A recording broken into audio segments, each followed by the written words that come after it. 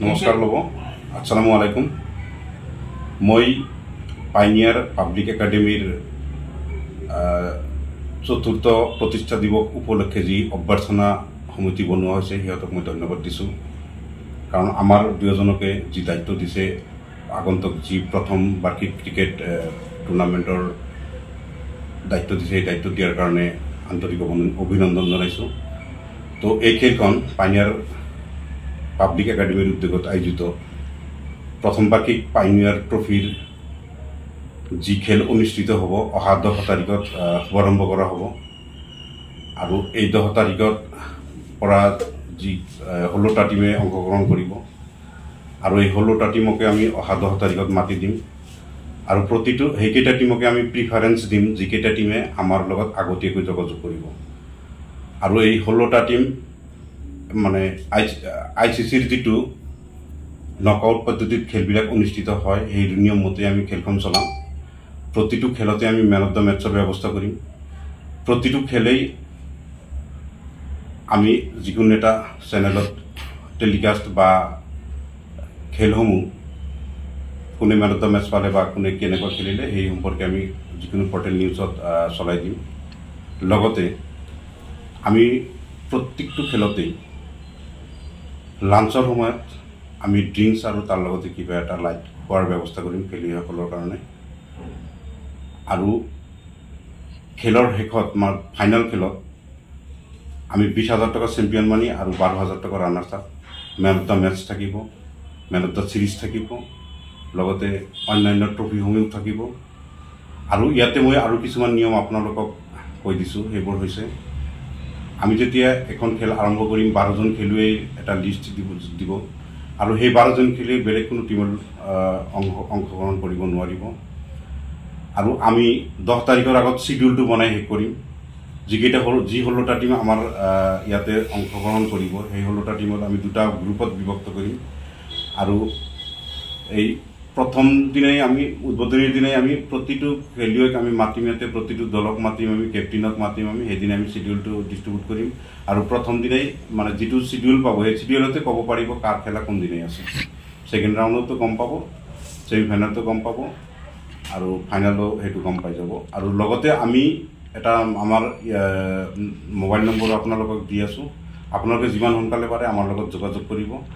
আৰু মই আকৌ এবাৰ কৈ দিছোঁ প্ৰথম 16টা টিম ইতিমধ্যে আমাৰ কেইবাটাও টিম হৈ গৈছে, অলৰেডি কনফাৰ্ম হৈছে আৰু অলপ কেইটা টিম বাকী আছে। এইবছৰ যিহেতু প্ৰথম আমি আগন্তুক দিনবোৰত এই পাইনিয়াৰ ট্ৰফি এইটো আগন্তুক দিনবোৰতো আমি চলাই যাম আৰু ইয়াতকৈ উন্নতমানৰ কৰিম। এইবছৰ আমাৰ প্ৰথম আৰু আপোনালোকৰ যিসকলে আমাৰ নিউজবিলাক পাব তথা দৰ্শকসকলক ক্ৰীড়া প্ৰেমীসকলক মই অনুৰোধ কৰিছোঁ আমাৰ লগত সহযোগিতা কৰিব আৰু লগতে আমাক অলপ উৎসাহিত কৰিব। আজিৰ কাৰণে এইখিনিয়ে। কিবা থাকিলে আপোনালোকে মোবাইল নাম্বাৰ দি আছে, আমাক ফোন কৰি জানিব পাৰিব। এইখিনি ধন্যবাদ। ক্ৰীড়াসকলক সেৱা জনাইছোঁ। এই পৃথিৱী এক ক্ৰীড়াংগন, ক্ৰীড়াই শান্তিৰ প্ৰাংগণ। এই খেলৰ মূলমন্ত্ৰ লগতে অসম ভাৰতবৰ্ষৰ ক্ৰিকেটৰ মূলমন্ত্ৰ এয়াই হওক ডক্টৰ ভূপেন হাজৰিকাৰ ভাষা। এইটো এটা খুব মূল্যৱান বাক্য, তাৰে আৰম্ভ কৰিছোঁ। পাইনিয়াৰ পাব্লিক একাডেমি এইটো মাজগাঁও এটা শিক্ষানুষ্ঠান, তেখেতে 4ৰ্থ বাৰ্ষিক যিটো ফাউণ্ডেশ্যন ডে চেলিব্ৰেট কৰিবলৈ গৈ আছে। আচলতে দেখা যায় যিটো ফাউণ্ডেশ্যন ডে চেলিব্ৰেট কৰে সিহঁতে সাংস্কৃতিক অনুষ্ঠান এনে কিছুমান অনুষ্ঠান পাতে, কিন্তু এই বছৰ ইহঁতে এইটো মানে ক্ৰীড়া অনুষ্ঠান এইটো মানে ক্ৰিকেট প্ৰতিযোগিতা অনুষ্ঠিত কৰিবলৈ গৈ আছে। এটা এটা শুভ লক্ষণ। আমি শুভেচ্ছা জনাইছোঁ। মোক এজন ক্ৰীড়া সংগঠক হিচাপে তেওঁলোকে সহযোগিতা বিচাৰিছে আৰু এই টুৰ্ণামেণ্টৰ মেণ্টৰ হিচাপে মোক মানে নিযুক্তি কৰে, তেখেতলোকক ধন্যবাদ জনাইছোঁ। আৰু ক্ৰিকেট টুৰ্ণামেণ্টখন যিটো পাইনিয়াৰ ট্ৰফি ক্ৰিকেট টুৰ্ণামেণ্ট এইটো 10 অক্টোবৰৰ পৰা মাজগাঁও নৱশক্তি হায়াৰ ছেকেণ্ডেৰী খেলপথাৰত অনুষ্ঠিত হ'ব। আৰু এইটো প্ৰাইজ মানি কি হ'ব ইতিমধ্যে মানে যিটো কনভেনৰ এই টুৰ্ণামেণ্ট কমিটিক তেখেতক ব্যক্ত কৰিছে। লগতে ফাইনেলত বিভিন্ন ধৰণৰ 10টামান মানে প্ৰাইজ থাকিব। সেইটো আমি এই টিমবিলাকক অৱগত কৰা হ'ব। গতিকে মই এজন মানে অসমৰ এই ক্ৰিকেটৰ এজন পৰিচিত মুখ হিচাপে দলবিলাকক আহ্বান জনাইছোঁ। এটা সুন্দৰ টুৰ্ণামেণ্ট হ'ব বুলি মই খুব বিশ্বাসী।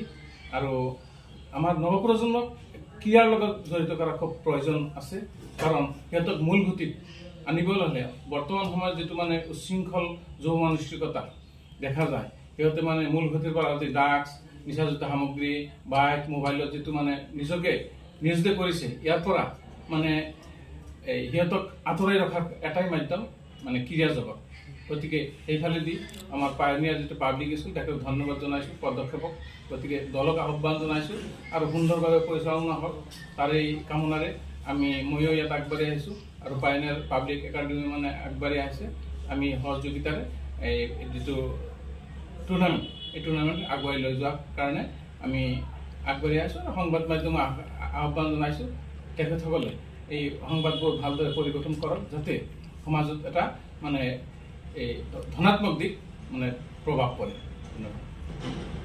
ক্ৰিকেটৰ মানে অসম ক্ৰিকেটৰ এজন ক্ৰিকেট আম্পায়াৰ, গতিকে এইখিনি যিমান সহযোগিতা কৰিম মই গোলাম আহমেদ। গতিকে মোৰ ফালৰ পৰা যিমান সহযোগিতা লাগে মই কৰিম, গতিকে এইখিনি কৃপণালী নকৰোঁ।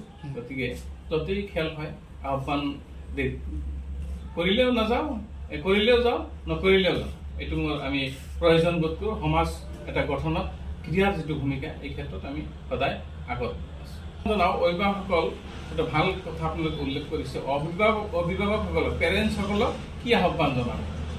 আচলতে যিটো নৱপ্ৰজন্ম সিহঁতেতো মানে ভাল বেয়া ইমান বুজি নাপায়। অভিভাৱকসকলে নিজৰ সন্তানে কি ভাল পায়, ডেন্সো ভাল পাব পাৰে, ফুটবলো ভাল পাব পাৰে, ক্ৰিকেটো ভাল পাব পাৰে, মানে আৰ্টো ভাল পাব পাৰে। যোনটো বিষয়ে ভাল পায় সেইটো বিষয়ত নৱপ্ৰজন্মক নিয়োজিত কৰাটো আমি বিচাৰোঁ। তেতিয়াহ'লে সেই মানে নৱপ্ৰজন্মৰ যিটো সন্তান সিহঁতে এটা সৃষ্টিশীল কামত সিহঁতে নিয়োজিত কৰাটো খুব প্ৰয়োজন। সিহঁতে যিটো এনাৰ্জিটো সৃষ্টিশীল কামত নিয়োজিত কৰিব লাগে। এই ক্ষেত্ৰত খুব গুৰুত্বপূৰ্ণ ভূমিকা অভিভাৱকসকলৰ আছে। গতিকে আমি নৱপ্ৰজন্মক দোষিলে নহ'ব, আমাৰো কৰণীয় বহুত আছে।